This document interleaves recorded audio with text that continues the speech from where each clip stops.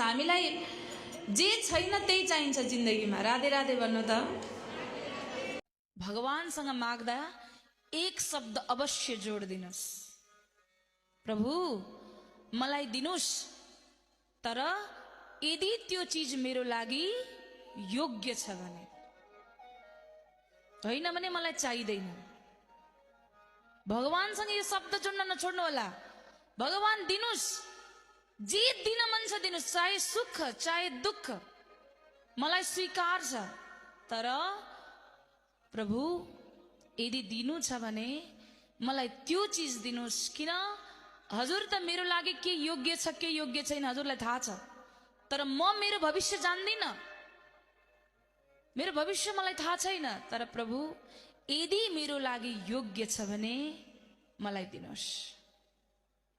भगवानसँग प्रार्थना गर्दा माग्दा जहिल्यै पनि प्रभु यही शब्द जोड्न नभुल्नु होला। कसैले पनि मनमा लाग्छ, इच्छा त किन लाग्दैन, मान्छेको मन हो। मर्नुभन्दा 2 सेकेन्ड अगाडि पनि के इच्छा छ भने उसले यति लामो लिस्ट बताइदिन्छ।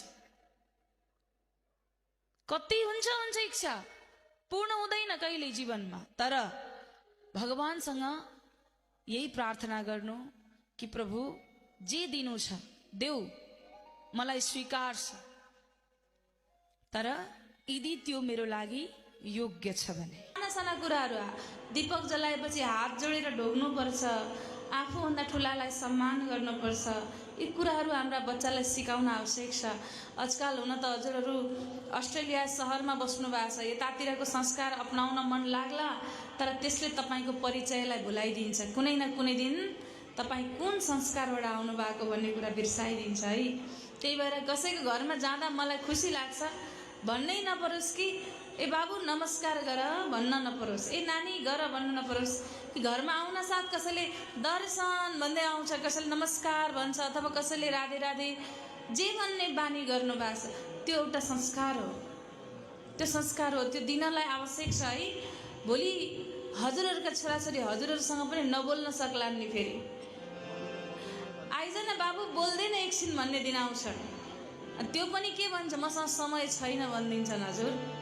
त्यो दिन आउन सक्छ, बेलैमा समय संस्कार दिनु होला। किन त्यो दिने कुनै युनिभर्सिटी नै छैन क्या हजुर।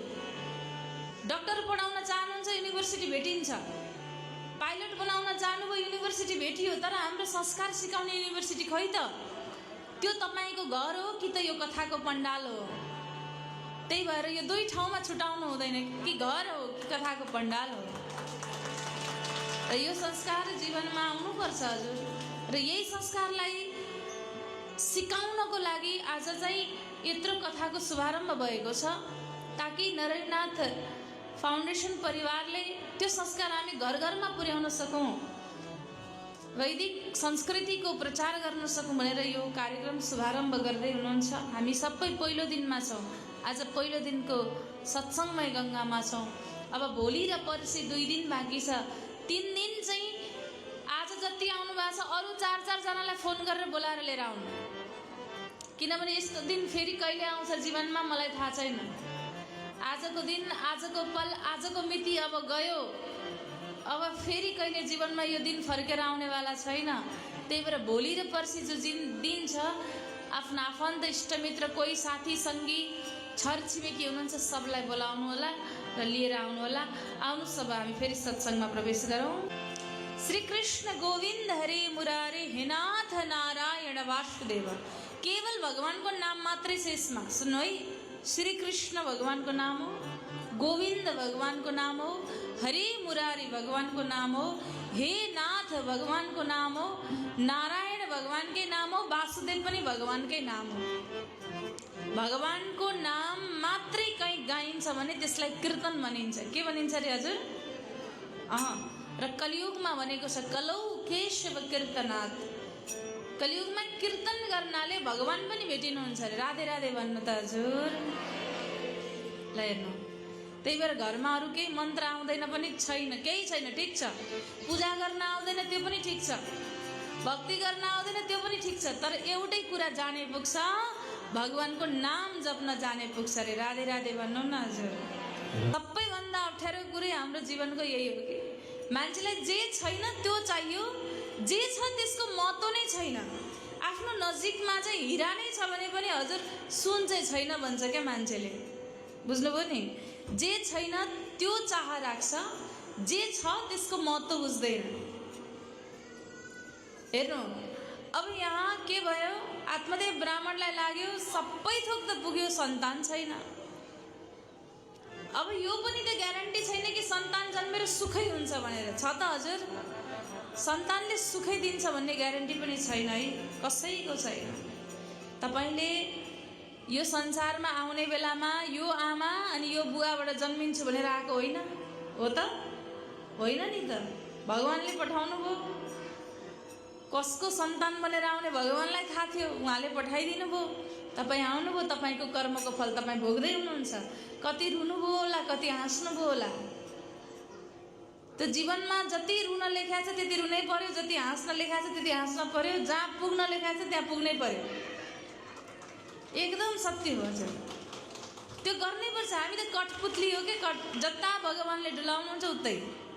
बस एउटा कुरा मात्रै हाम्रो हातमा छ अरे, एउटा कुरा चाहिँ के छ त त्यो कर्म। कर्म चाहिँ हाम्रो हातमा छ अरे। यदि हामीले कर्म चाहिँ राम्रो गर्दै गएका छौँ, हो कसैले साह्रै दुःख दिँदा पनि हजुरको मनबाट चाहिँ कहिल्यै कुवलो चिताउनु भएन, कहिल्यै पनि राम्रै गर्ने प्रयास गर्नुभयो, भगवान्ले यसलाई चाहिँ हेरिरहनु भएको छ। संसारले आँखा बन्द गरेको छ, पट्टी लागेको छ भने पनि परमात्माले चाहिँ यो कुरा हेरिरहनु भएको छ अरे। त्यही भएर के भन्नुहुन्छ, ठिक छ, जब जब तिमीलाई कष्ट भइरहेछ, तिम्रा पापहरू नष्ट भइरहेका छन् र एक दिन म छु, जति तिमीले भोग्न लेख्या छ त्यसपछि त म छु, मेरो शरणमा तिमीलाई लिनको लागि तयार छु। तिमीले गरेको कर्मको फलले तिम्रा पाउने दुःखहरूलाई पनि मेटाउन म तयार भएर बसेको छु भन्नुहुन्छ। त्यही भएर यहाँ आज स्वयं आत्मदेव मर्न भनेर जानुभएको थियो, तब गुरुले भेट्टाउनु भयो। गुरुले सम्झाउनु भयो, ब्राह्मण देव यो सन्तान जन्मिएर पनि सुख होला भन्ने ग्यारेन्टी छैन, बरु छोडिदिनुहोस् आफ्नो मुक्तिको बाटो खोज्नु। किन सन्तानले भोलि मुक्ति गरिदिन्छ भन्ने आशा पनि छैन। राधे राधे भन्नु त हजुर। आजकल त म देख्दैछु, आजकल त श्राद्ध त गर्न छोडिसक्दै, मुक्तिको त परको कुरा हो हजुर, हो कि होइन? हजुरहरू याद गर्नुहुन्छ, गाह्रो छ हजुर। त्यही भएर म बार बार सम्झाउँछु, यसले गरिदिन्छ त्यसले गरिदिन्छ होइन, तपाईँले आफ्नो मुक्तिको बाटो आफैले बनाउने हो, कसैले आएर गरिदिँदैन।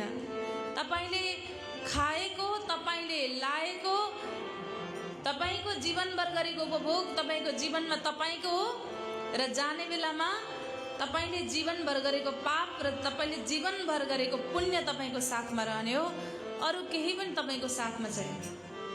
यो मेरो भनेको शरीर पनि यहीँ छुट्छ, मेरा छोराछोरी भन्नेले पनि अग्नि दान गर्छन्, मेरो आफन्त भन्ने पनि 2 मिनट मलामी जान्छन्, 2 घन्टा बस्लान्, त्यसपछि फर्केर आउँछन्। 1 दिन, 2 दिन, 15 दिन, 20 दिन, 1 महिना सब बिर्सिन्छ। आज आँखाले देखुन्जेल मात्रै हो जजलको हजुर, यो गइसकेपछि सबै बिर्सिन्छन्। हामी जस्ता लाखौँ आइसके यो धरतीमा, लाखौँ गइसके, आउने दिनहरू सबै बिर्सिँदै जान्छन्। त्यही भएर अहिले तपाईँ हुनुहुन्छ, तपाईँ रहुन्जेल तपाईँले गरेको कर्मको तपाईँले नै फल भोग्ने हो। त्यही भएर आफ्नो मुक्तिको लागि आफूले बाटो खोज्नुहोस् र सबैभन्दा सजिलो बाटो भगवानको नाम चाहिँ लिनुहोस्। चाहे जहाँ बस्नु, चाहे जस्तो अवस्थामा बस्नु, जुन घरमा बस्नु, जुन परिवेशमा बस्नु, जुन देशमा बस्नु, जुन भेषमा बस्नु, यो होइन कि बाहिर कपडा कस्तो छ त्यो पनि फरक पर्दैन। केवल फरक पर्छ तपाईँको मनसँग, किनकि यो मन यस्तो चञ्चल छ। अहिले भर्खर यहाँ अस्ट्रेलियामा छ, एकछिनमा नेपाल पनि पुगिहाल्छ, एकछिनमा अर्को ठाउँ पुग्छ, यति छिटो दौडिन्छ, आफ्नो बसमा आउँदैन। सम्झिनुहोस् त, हाम्रो आफ्नो मन भनेको त हाम्रो बसमा बस्दैन नि, अर्को मान्छे कसरी बसमा बस्छ? हामी अर्को मान्छेलाई हाम्रो बसमा राख्ने प्रयास गर्छौँ, सम्भव छैन हजुर। कोही हाम्रो बसमा बस्न सक्दैन। हाम्रो आफ्नो भनेको मन त हाम्रो बसमा बस्दैन। यो मेरो भन्ने चिज त हामीले राख्न सक्दैनौँ सम्हालेर भने कसरी हुन सक्छ? त्यही भएर बार बार सम्झाउँछु, तपाईँ संसारका सबै मान्छेलाई प्रसन्न बनाउन सक्नुहुन्न, सबले एउटा न एउटा कमी खोजिदिन्छ हजुर।